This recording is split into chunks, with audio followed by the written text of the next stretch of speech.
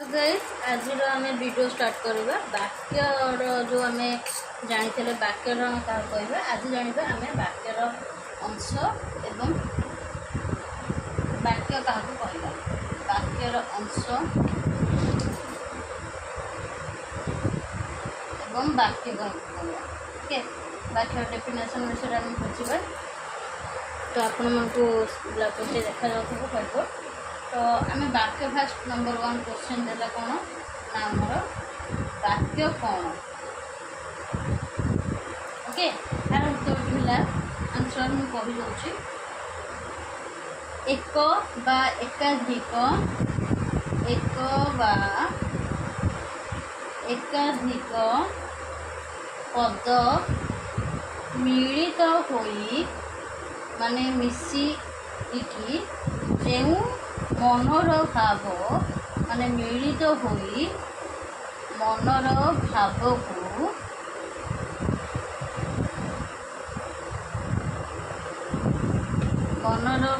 को संपूर्ण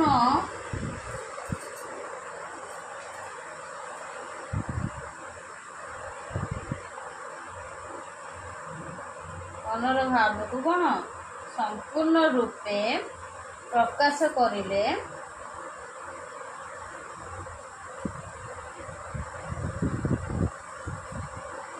ताहाकु वाक्य कहती ताको आम कौन कहवा ताको वाक्य कहता। अच्छा यार डेफिनेशन टा मुझे आपको बुझे दूसरी तो कौन रहा ना वाक्य कौन ना एक बा एकाधिक मनर भाव को माने आम मन भितर जहाँ भावुचे गोटे वाक्य भावुचे किंबा अधिक भावुचे एकाधिक माने अधिक भावुचे मनर भाव को जदि संपूर्ण रूपे प्रकाश करला माने आम मन कथा जदि क्या कहवा ताले सेटा को आम कौन कहवा ना वाक्य कहवा। जेमती कि एग्जाम्पल आमर कौन रही ना एग्जाम्पल रही पिलाटी बॉल खेलुची पिलाटी कौन खेलुची ना पिलाटी बॉल खेलुची एठी आमर वाक्य क्या कहवा आमर एठी पदर मिलित मनर भाव को। अच्छा पिलाटी कौन खेलुची ना बॉल खेलुची है बॉलटा आमर कौन गोटे वाक्य ताले जदि आम पिलाटी कौन खेलुची प्रश्न पचारिबा एटी कौन हम ना प्रश्नवाचक सूचक वाक्य हम। जदि आम ये पचारिबा क्वेश्चन कौन ना पिलाटी कौन खेलुची है जदि आम एटा पचारिबा एटी प्रश्नवाचक चिन्ह लगे ताले जदि आम पचारिबा एटा कौन लगे ना प्रश्नवाचक चिन्ह लगे ये कौन हम ना प्रश्नवाचक चिन्ह लगिले यहाँ आमर हम कौन ना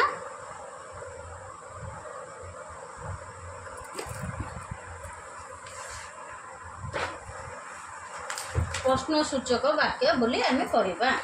ताले आम आज कौन जानिबा ना वाक्य कौन वाक्य अंश प्रकार भेद सब विषय जानिबा। तो वीडियो फास्ट लास्ट जाए देखो जहाँ भी आमर डाउट थी तुम सब किसी क्लीयर होगा ये आम आउ कि एक्सट्रा जाइबा ताले ये वाक्य आमर क्या कहवा ना बॉल बॉलटे आमर हूँ कौन ना पदर जेहेतु मनर भाव को परिप्रकाश कर मन भर रखा कौन खेल किसी कह पिलाटी खेलुची कौन खेलुची जब ये कौनटा लगिला ताले ये प्रश्नसूचक है। जदि आम परिप्रकाश माने मनर भावटा परिप्रकाश करदे जे बॉल खेल की इंटरेस्ट अच्छी ताहले सेटा को आमर कौन कहवा ना वाक्य कहवा।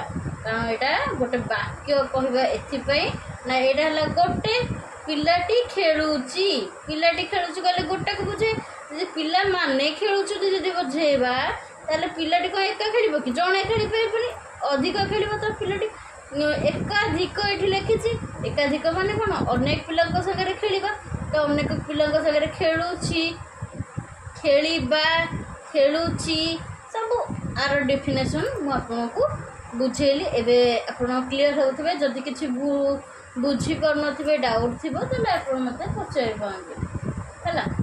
एक शब्द जदि हम तो गोटे शब्द जदि एकाधिक माने अधिका एकाधिक माने कौन अधिका लोक जदि नहीं आम खेलवा कि अधिका लोक नहीं आम जहाँ भी किसी कर पिलाटी पहरुची ପିଲାମାନେ ପହଁରୁଛନ୍ତି, ପିଲାମାନେ ପହଁରୁଛନ୍ତି, ପିଲାମାନେ ସେଠି ଦେଖିଲା ତାହେଲେ ସେଠି କ'ଣ ଏକାଧିକ ହେଇଗଲା, ଏକରୁ ଅଧିକ ହେଇଗଲା। ଏକାଧିକ ମାନେ କ'ଣ ଏକରୁ ଅଧିକ ହେଇଗଲା। ତାପରେ ଆମେ ବୁଝିବା ଏଠି ପିଲାଟି ବଲରେ ପଦ ଖେଳୁଛି, ମିଳିତ ହେଲେ ସେ ଗୋଟେ ଭାବ ଏବଂ ଅର୍ଥକୁ ପ୍ରକାଶ କରୁଛି ହେଲା। ଯଦି ଠିକରେ ଆମେ ବାକ୍ୟର ନ ଲେଖିବା ତାହେଲେ କ'ଣ ହେବ ନା ବାକ୍ୟ ନ ଲେଖିଲେ ଆମର ପଦ ବା ଭାବର ଅର୍ଥକୁ ବୁଝେଇ ହେବ। ଯେମିତିକି ଆମେ ଏକ୍ଜାମ୍ପଲ୍ ଏଠି ତ ସବୁ ମୁଁ ଆପଣଙ୍କୁ ଲେଖିପାରିବିନି, ତେଣୁକରି ମୁଁ କିଛି ଭିଡ଼ିଓ ମାଧ୍ୟମରେ କହିଦେଉଛି, ଆପଣ ନୋଟ୍ କରିନିଅନ୍ତୁ। ଓକେ, ଯାହା ବି କହିଲେ ଆପଣ ଲେଖିପାରିବେ ନୋଟବୁକ୍। କାଲି ଆମେ ଲେଖିଦେଉଛୁ ଏଠି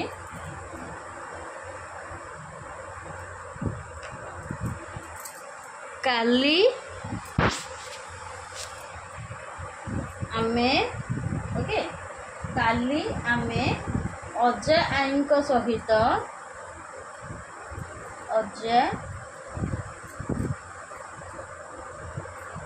ଏଠି ଦୁର୍ଗେଇ ହେବ ହେଲା। ଅଜା ଆଈଙ୍କ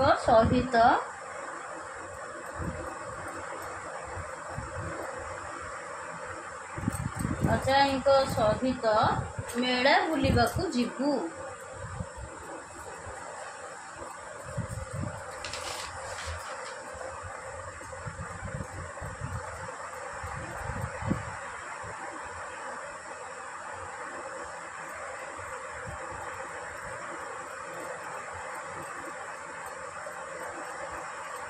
ଓକେ, ମେଳା ବୁଲିବାକୁ ଆମର କ'ଣ ଯିବା, ମେଳା ବୁଲିବାକୁ ଯିବୁ। ତାହେଲେ ଏଠି କ'ଣ ରହିଲା, ତାହେଲେ ଏଠି ଆମର କ'ଣ ରହିଲା ନା କାଲି ଆମେ ଅଜା ଆଈଙ୍କ ସହିତ ମେଳା ବୁଲିବାକୁ ଯିବୁ। ଆଚ୍ଛା, କେଉଁ ଦିନ ମେଳା ବୁଲିବାକୁ ଯିବୁ, ଇଏ ଗୋଟେ ବାଚକ ସୂଚକ ହେଇଗଲା। କାଲି ଆମେ ଅଜା ଆଈଙ୍କ ସହିତ ବୁଲିବୁ। ଆଚ୍ଛା, କାଲି ତୁମେ, ଏଠି ଆମେ ଜାଗା ଯଦି ତୁମେ ଲାଗିଲା, ତୁମେ କାହା ସହିତ ମେଳା ବୁଲିବାକୁ ଯିବ, ଏଠି ଆଉ ଗୋଟେ ବାକ୍ୟ ହେଇଗଲା। ତାହେଲେ ଏଠି ଆମେ ବୁଝେଇଦେଲୁ ଆପଣଙ୍କୁ। ଏବେ ଏକ୍ଜାମ୍ପଲ୍ ମୁଁ ଆପଣଙ୍କୁ ଦେଇଦେଲି। ଏବେ ଆମେ ଜାଣିବା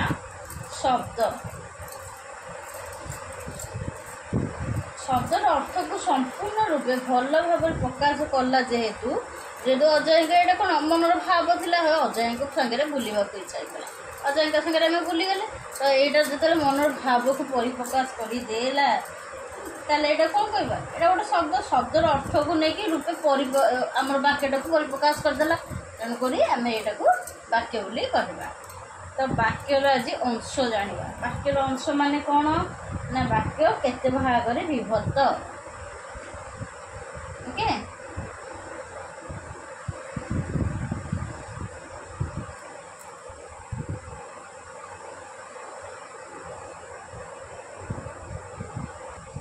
ତ ଏଇଟା ଜାଣିବା ଆମେ କ'ଣ ନା ବାକ୍ୟର ଅଂଶ ବା ପ୍ରକାର ଭେଦ ବୋଲି ଆମେ କହିପାରିବା।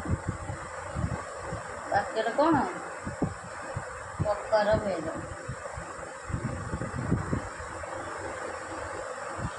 ହେଲା, ତାହେଲେ ଆମେ ଏଠି କ'ଣ କହିବା ନା ବାକ୍ୟର ଅଂଶ କାହାକୁ କହିବା ନା ଯୋଗ୍ୟତା ଏବଂ ଆକାଂକ୍ଷା। ମନରେ ଯଦି ଗୋଟେ ପରିପ୍ରକାଶ କରିବା ପାଇଁ ଗୋଟେ ଆଶା ରହିଛି ସେଇଟାକୁ କୁହାଯାଏ ଆକାଂକ୍ଷା। ଯୋଗ୍ୟତା କ'ଣ, ଆମେ ଯଦି ଚାକିରି କ୍ଷେତ୍ରରେ କାର୍ଯ୍ୟରେ ହାସଲ ଲାଭ କରିପାରିଲେ ତାହେଲେ ସେଇଟାକୁ କୁହାଯାଏ ଆମର ଯୋଗ୍ୟତା। ଆମେ ପାଠ ପଢ଼ାରେ ଆମକୁ ବାବା ମାମା ଗାଳି କରୁଛନ୍ତି, ଆମ ଗାଳି ଶୁଣିକି ଆମେ ହେୟାର କରୁଛେ, ଆଉ କେହି ଯୋଗ୍ୟତାକୁ କ୍ୱାଲିଫାଇ କରିବା ପାଇଁ, ଆଗକୁ ଯିବା ପାଇଁ, ଷ୍ଟେବୁଲ୍ରେ ରହିବା ପାଇଁ, ନିଜେ କିଛି ଇନକମ୍ କରିବା ପାଇଁ ହଉ କିମ୍ବା ନିଜେ ଆଗକୁ ବାପା ମାଆଙ୍କ ଆଖିରେ ଲୁହ ନ ଦେଇ କିଛି ଭଲ କାମ କରିବା ପାଇଁ ନିଜ ଯୋଗ୍ୟତାକୁ ପରିପ୍ରକାଶ କରିଥାନ୍ତି, ଟପ୍ 1ରେ ରହିଥାନ୍ତି। ସେଇଟାକୁ ମାନେ ନିଜର କ୍ୱାଲିଟିକୁ ସମଗ୍ର ସାରା ସଂସାରରେ ଦେଖେଇଥାନ୍ତି, ସେଇଟାକୁ ଆମର କହିବା ଯୋଗ୍ୟ। ତାହେଲେ ଆକାଂକ୍ଷା କାହାକୁ କହିବା ନା ଆକାଂକ୍ଷା ଆମର କହିବା ମନର ଗୋଟେ ଆଶା ରହିଛି, ମୋର ଆଜି ଇଚ୍ଛା ଥିଲା ରେ ମାଛ ଖାଇବାକୁ, तो यहाँ थिला मनर आकांक्षा इच्छा शक्ति को आमर आकांक्षा कहते हैं। ता रहा आसक्ति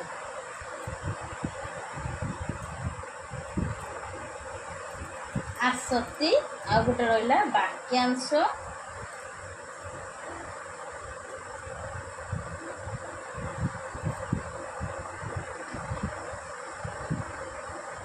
वाक्यांश आ गोटे कौन रहा ना खंड वाक्य है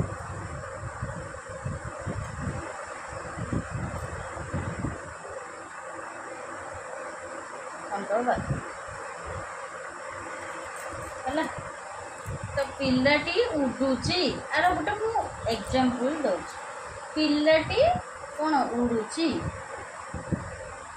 एटा को नोट करी रखी दियंतु जेहेतु मोर छोट ब्लैक बोर्ड व्हाइट बोर्ड टे मु आपन को एटा निभेबी सेति पे आपन को मु बुझे दउछि जहाँ भी बुझेले किछि नोट कर के रखि देले आपन बुझे को सुविधा हो। पिलाटी उड़ुची पिलाटी खेलुची कौन कर ना पिलाटी खेलुची ओके पिलाटी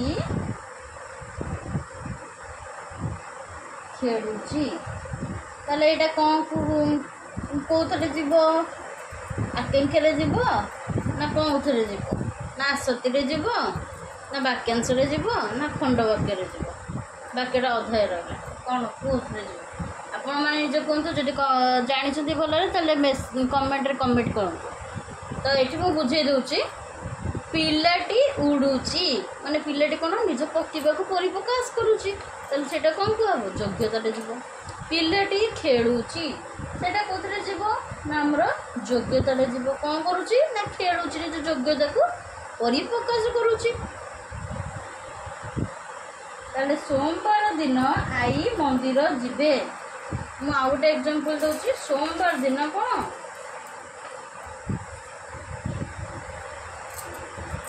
एटा को निभे दूसरी ना आपको दुसबनी कि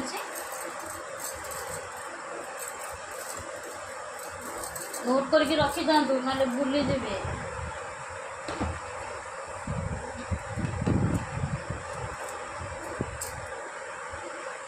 सोमवार दिन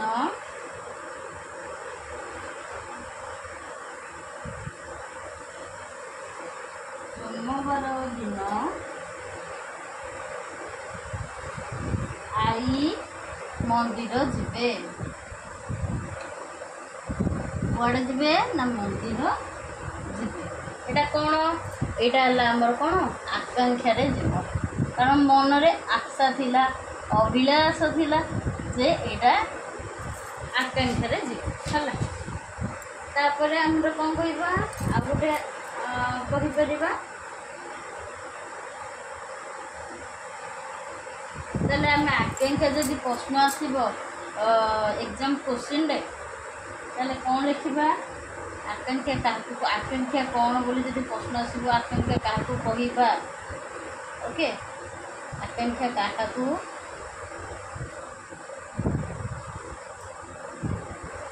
आकांक्षा क्या कहवा आकांक्षा कौन बुझेगा आकांक्षा क्या कहवा आकांक्षा कौन जब क्वेश्चन आसे उत्तर कौन लिखे ना 2 ରୁ 3ଟି पद मिलित हेले आकांक्षा ताको कहवा माने आशा एवं निर्भर एटी से आशा करथिला मंदिर जीव एटी से निर्भर करथिला को दिन ना सोमवार दिन आई सांगे जीव को दिन जीव ना सोमवार जीव आ निर्भर क्या करथिला ना आई सांगे जीव तेणुकरी एटी आशा एवं निर्भर गोटे लिखि दउची आशा एवं निर्भर जदि आसब ताले हम सेटा आकांक्षा बोली बुझिबा ताले उत्तरटी कौन लिखिबा ना 2 ରୁ 3ଟି पद मिलित होले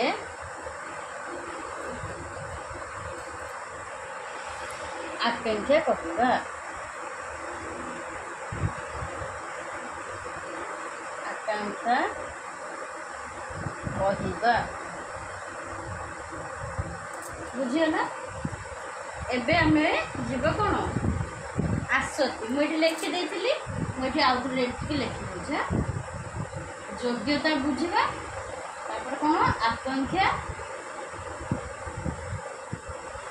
ଯୋଗ୍ୟତା ବୁଝିଦେଲେ ଆକାଂକ୍ଷା ବୁଝିଦେଲେ ଏବେ ଆସିବେ କ'ଣ ଆସତି ଆସତି କାହିଁକି ଏଇଟା ଆମେ ବୁଝିବା। ତାପରେ ଏପଟେ ମୁଁ ଏଠି ଆମେ ମୁଁ ଏଠି ତ ଲେଖି ହେବନି ଗୋଟେ ସେକେଣ୍ଡ ଏଇଟା ମୁଁ ଆକାଂକ୍ଷା କହିଲା ତାପରେ ଆମେ ଆସତିରେ ବୁଝିବା। ତ ଏବେ ଜାଣିବା ଆମର କ'ଣ ନା ଆସତି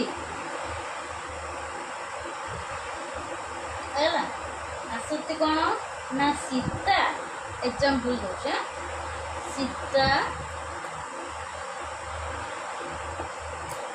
ଏବଂ ଗୀତା ସୀତା ଏବଂ ଗୀତା ମିଶି ମାଟି ପାତ୍ର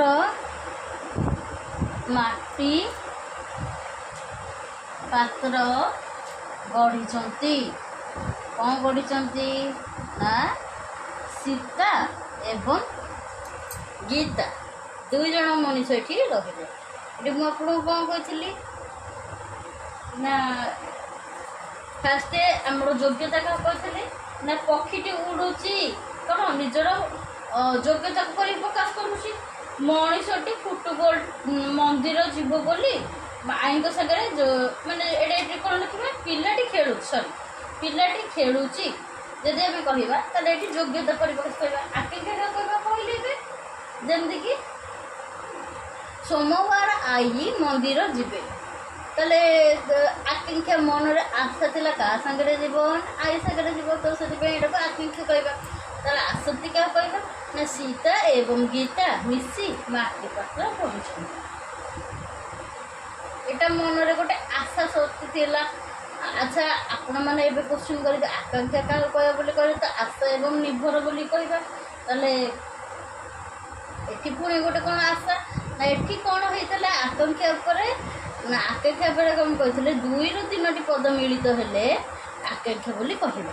ତାହେଲେ 2ରୁ 3ଟି ପଦ ଆମର ମିଳିତ ହେଲେ କ'ଣ କହିବା ନା ଆକାଂକ୍ଷା କହିବା। ଆକାଂକ୍ଷାର ଡେଫିନେସନ୍ ଆପଣଙ୍କୁ ବୁଝେଇ ଦେଇଥିଲି ଯେ ଯଦି କି ଗୋଟେ ମନରେ ଆଶା ରଖିଛି ଏଠି ତାହେଲେ ଏଠି ଗୋଟେ ସୀତା ଯେମିତିକି ଇଏ ଗୋଟେ କହିଲା ଏଠି ଗୋଟେ କ୍ୱେଶ୍ଚିନ୍ ଥିଲା କ'ଣ ଆକାଂକ୍ଷା ମନରେ 2ରୁ 3ଟି ପଦ ମିଳିତ ହେଲେ ଯେମିତିକି ମନ୍ଦିରକୁ ଯିବା ପାଇଁ ସୀତା ଏବଂ ଗୀତା ମନସ୍କାମନା କରିଛନ୍ତି। ତ 2ରୁ 3ଟି ହେଲା ମନ୍ଦିର ଗୋଟେ ଶବ୍ଦ ସୀତା ଏବଂ ଗୀତା 2ଟି ଶବ୍ଦ ପଦ ମିଳିତ ହେଲେ ତାକୁ ଯଦି ଆମେ ପଦ ମିଳିତ ହେବ ତାହେଲେ ସେଇଟା ମାନେ ସଂଯୋଜକ ହେଲା ତାହେଲେ ସେଇଟା ମନରେ ଥିଲା ଆଶା ତ ସେଇଟାକୁ କୁହାଯାଏ ଆମର ଆକାଂକ୍ଷା। ତାହେଲେ ଆସକ୍ତି କାହାକୁ କହିବା ନା ସୀତା ଏବଂ ଗୀତା ମିଶି ମାଟି ପାତ୍ର ଗଢ଼ିଛନ୍ତି।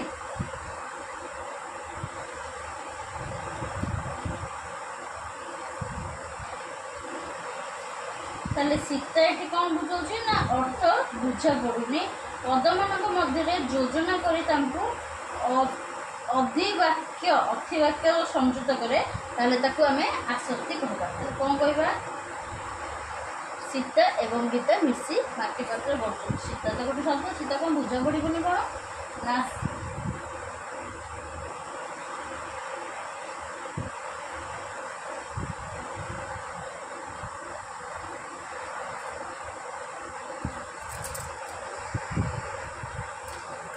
ଯେଉଁମାନଙ୍କ ମନରେ କ୍ୱେଶ୍ଚିନ୍ ଥିବ ସୀତା ଏବଂ ଗୀତା କ'ଣ ମାଟି ପାତ୍ର ଗଢ଼ିଛନ୍ତି ଏଇଟା ତ ଇମ୍ପସିବଲ୍ କଥା। ଆରେ ସୀତା ତ ଗୋଟେ ମଣିଷ ଗୀତା ତ ଗୋଟେ ମଣିଷ ମାନେ ତ ମାଟି ପାତ୍ର ବି ଗଢ଼ନ୍ତି। ତାହେଲେ ଏଥିରେ ବୁଝା ପଡ଼ିବାରେ ନ ପଡ଼ିବାରେ କ'ଣ ଅସୁବିଧା ଅଛି କ'ଣ ପ୍ରୋବ୍ଲେମ୍ ଅଛି କୁହନ୍ତୁ। ତାହେଲେ ଏଠି ଯଦି ବୁଝା ପଡ଼ୁଛି ସୀତା ଗୋଟେ ମଣିଷ ଏକ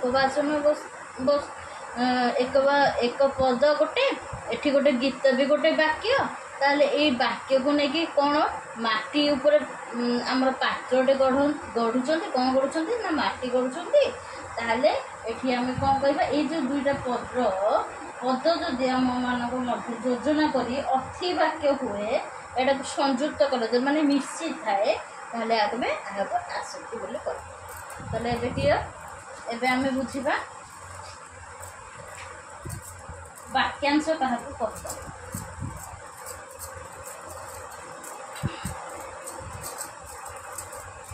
ବାକ୍ୟାଂଶ କାହାକୁ କହିବା ନା ପଡ଼ିଶା ଘର କଥା ଶୁଣି ରାମ ବାବୁ ଆଶ୍ଚର୍ଯ୍ୟ ହୋଇଥିଲେ। ଏଠି ମୁଁ ଲେଖି ଦେଉଛି, ତାପରେ କ'ଣ ଜାଣିବା ନା ବାକ୍ୟାଂଶ।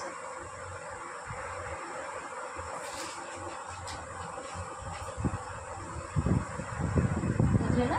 ବାକ୍ୟାଂଶଟାକୁ ଜାଣିବା। ଆଶ୍ଚର୍ଯ୍ୟ ଜାଣିଗଲେ, ଏବେ ବାକ୍ୟାଂଶ ଜାଣିବା। ପଡ଼ିଶା ଘର କଥା ଶୁଣି ରାମ ବାବୁ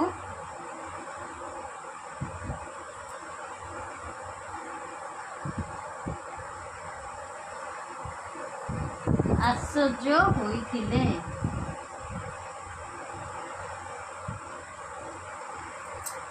ତାହେଲେ ଏଠି ବାକ୍ୟକୁ ସମ୍ପୂର୍ଣ୍ଣ କରିଛୁ। ବାକ୍ୟକୁ ଯେହେତୁ ସମ୍ପୂର୍ଣ୍ଣ କଲା, କେଉଁଠି ବାକ୍ୟ, ଏଠି ବାକ୍ୟ କ'ଣ, ବାକ୍ୟକୁ କେମିତି ସମ୍ପୂର୍ଣ୍ଣ କଲା ଆସ ଜାଣିବା। ପଡ଼ିଶା ଘର, କାହା ଘର ନା ପଡ଼ିଶା ଘର କଥା ଶୁଣି, କ'ଣ ଶୁଣି, ଇଏ ବି ଗୋଟେ ବାକ୍ୟ। ରାମ ବାବୁ, ବୁଝିଗଲା? ରାମ ବାବୁ ଆଶ୍ଚର୍ଯ୍ୟ ହୋଇଥିଲେ। କିଏ ଆଶ୍ଚର୍ଯ୍ୟ ଥିଲେ? ତାହେଲେ କ'ଣ ହୋଇଥିଲା? ଆଚ୍ଛା, ଆମେ ଯଦି ଗୋଟେ କୋଶ୍ଚିନ୍ କରୁ, ପଡ଼ିଶା ଘର କଥା ଶୁଣି ରାମ ବାବୁ ହୋଇଥିଲେ, ଏଇଟା କ'ଣ ହୋଇଥିଲେ? ଏ ବାକ୍ୟଟା ଅଧା ହେଇକି ରହିଲା। ଯଦି ଆମେ ଏଇଟା ଅଧା ବାକ୍ୟ ହେଇଯିବ, ତାହେଲେ ସେଇଟାକୁ ଆମେ କ'ଣ କହିବା ନା ଖଣ୍ଡ ବାକ୍ୟ ବୋଲି କହିବା। ଯେଉଁଟାକୁ ଆପଣଙ୍କୁ ମୁଁ ବୁଝେଇଥିଲି। ପରେ ବାକ୍ୟର ଅଂଶକୁ କେତେ ଭାଗରେ ବିଭକ୍ତ କରାଯାଇଛି।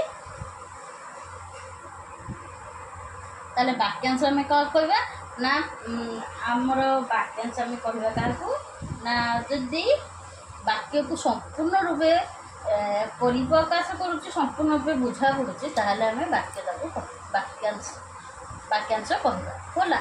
ତାହେଲେ ବାକ୍ୟର ଆମର ଖଣ୍ଡ ବାକ୍ୟ କାହାକୁ କହିବା ନା ପଡ଼ିଶା ଘର କଥା ଶୁଣି ରାମ ବାବୁ ଡ୍ୟାସ୍ କିମ୍ବା ରାମ ବାବୁ ହୋଇଥିଲେ। ଯଦି ଏଠି କ'ଣ ବୋଲି ଆମେ ଲିଭେଇ ଦେବା, ତାହେଲେ ଏଠି କ'ଣ ହେବ ନା ଆମର ଖଣ୍ଡ ବାକ୍ୟ କହିବା। ତାହେଲେ ଆମର ବାକ୍ୟାଂଶ ବୁଝିଗଲେ, ଖଣ୍ଡ ବାକ୍ୟ ବୁଝିଗଲେ। ଭିଡ଼ିଓଟି ଭଲ ଲାଗିଥିଲେ ଲାଇକ୍ ସେୟାର ସବସ୍କ୍ରାଇବ୍ କରିବାକୁ ଜମା ଭୁଲିବେନି। ରହୁଛି, ଜୟ ଜଗନ୍ନାଥ। ତାପରେ ଆମେ ବୁଝିବା ଶବ୍ଦ କାହାକୁ କହନ୍ତି। ନେକ୍ସଟ ଏପିସୋଡ଼ରେ ଆମେ ବୁଝିବା ଶବ୍ଦ କାହାକୁ କହନ୍ତି, ଶବ୍ଦକୁ କେତେ ଭାଗରେ ବିଭକ୍ତ କରାଯାଇଛି। ଯଦି ଭିଡ଼ିଓଟି ଦେଖିବାକୁ ଚାହୁଁଛନ୍ତି, ଆମ ଚ୍ୟାନେଲରେ ଥିବା ଅଲ୍ ନୋଟିଫିକେସନ୍କୁ ଅନ୍ କରନ୍ତୁ। ସବୁପ୍ରଥମେ ସବସ୍କ୍ରାଇବ୍ କରନ୍ତୁ। ସବସ୍କ୍ରାଇବ୍ରେ ଡାହାଣ ପଟେ ଥିବା ଅଲ୍ ନୋଟିଫିକେସନ୍କୁ ଅନ୍ କରନ୍ତୁ, ଯାହାଫଳରେ ସର୍ବପ୍ରଥମେ ଆପଣ ନୋଟିଫିକେସନ୍ଟି ପାଇପାରିବେ। ନ୍ୟୁ ଅପଡ଼େଟ୍ ପାଇପାରିଲେ ଆପଣ ନିହାତି ଆଗକୁ ଯାଇକି ଭଲ କିଛି ଇମ୍ପ୍ରେସନ୍ କ୍ରିଏଟ୍ କରିପାରିବେ। ରହୁଛି, ଜୟ ଜଗନ୍ନାଥ।